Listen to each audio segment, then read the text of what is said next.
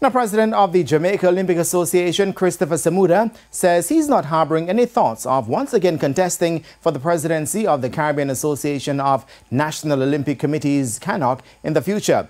Samuda lost 9-17 to Keith Joseph of St. Vincent and the Grenadines in the election for the presidency of CANOC at their General Assembly in Port of Spain, Trinidad in November 2022. But although he was running for the post for the first time, Samuda says his focus is now elsewhere for the foreseeable future.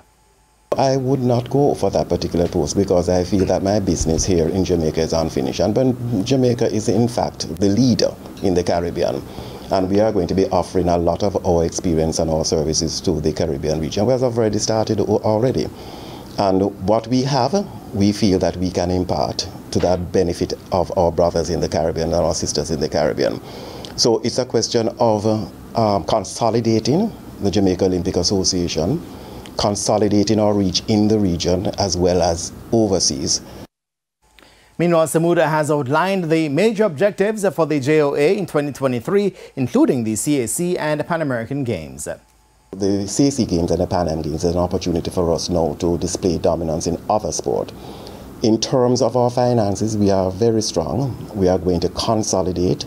In terms of our investment strategies, we are going to, of course, diversify them because that is a principle of sound financial governance. Diversify your streams of income, diversify your investments, diversify your portfolio responsibilities.